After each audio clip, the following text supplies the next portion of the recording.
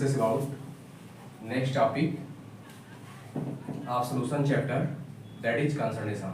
तो कंसंट्रेशन एक ऐसा टॉपिक है जिसके बिना आप पूरे सोल्यूशन को पढ़ ही नहीं सकते हैं। तो कंसंट्रेशन क्या है एक बार देखते हैं, जो कि प्रीवियस लेक्चर में आपको बताया भी गया था। कंसंट्रेशन, तो कंसंट्रेशन क्या है? तो कंसंट्रेशन क्या है? It is the ratio of amount of solute to solvent और ratio of amount of solute to solution is known as concentration. ये प्रीवियस टॉपिक में आपने पढ़ा भी था। तो कंसंट्रेशन में मैंने बताया था कि सबसे पहले आपको डिस्कस करना है, इसी का दूसरा नाम स्ट्रेंथ भी होता है, strength of solution, strength of solution. तो सबसे पहला केस है स्ट्रेंथ इन ग्राम पर लीटर, ग्राम पर लीटर। तो जब कंसंट्रेशन को आप ग्राम पर लीटर में रिप्रेजेंट करते हैं तो उसी स्ट्रेंथ का नाम होता है स्ट्रेंथ इन ग्राम पर लीटर। ये जनरल टर्म है, तो ये यहीं खत्म हो जा रहा है। दूसरा वर्ड होता है मोलरिटी। तो मोलरिटी क्या है? तो मोलरिटी को आप ऐसे दिखा सकते हैं, moles of solute by volume of solution in litre, moles of solute by volume of solution in litre. तो इसको डिफाइन कैसे करेंगे? तो इसको जनरल वे में आप समझ सकते हैं, जैसे हमारे साथ आपके पास एक बीकर है और ये क्या है, वॉल्यूम ऑफ सॉल्यूशन मान लो, वॉल्यूम ऑफ सॉल्यूशन 1 लीटर है और उसमें आप 1 मोल डिजॉल्व कर रहे हैं, तो उसका नाम क्या होगा? Molar solution. अगर आप 2 मोल डिजॉल्व कर रहे हैं या 3 मोल डिजॉल्व कर रहे हैं तो वो जो होगा उस सॉल्यूशन की मोलरिटी कहलाएगी। तो 1 लीटर में सॉल्यूट का जितना भी मोल होता है वही उसकी मोलरिटी होती है। जैसे इमेजिन करना, 1 लीटर में 1 मोल है तो 1 मोलर होगा।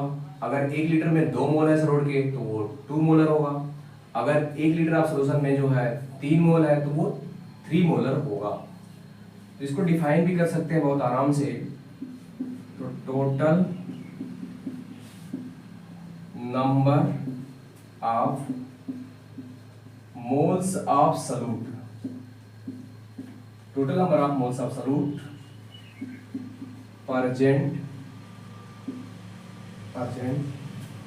इन 1 liter of the solution is known as molarity। उसका नाम क्या है? मोलरिटी है। तो 1 लीटर के सॉल्यूशन में सॉल्यूट के जितने भी मोल होंगे उसी का नाम क्या है? मोलरिटी है। और इसकी यूनिट भी आराम से आप बता सकते हैं। यूनिट क्या होगा? मोल्स पर लीटर होगा, मोल पर लीटर होगा, ये इसकी यूनिट है। और दूसरा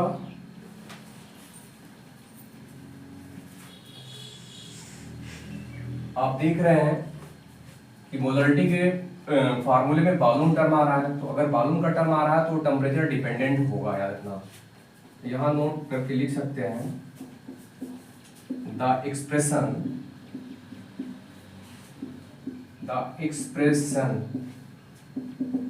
इन विच volume term is present, volume term is present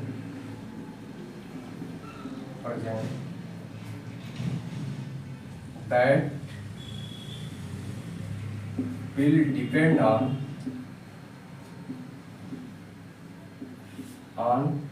temperature। तो जिस भी कंसंट्रेशन के टर्म में वॉल्यूम का टर्म होगा वो टेम्परेचर पे डिपेंड होगा। तो ये तो था मोलरिटी। नेक्स्ट टर्म आपका है मोलरिटी।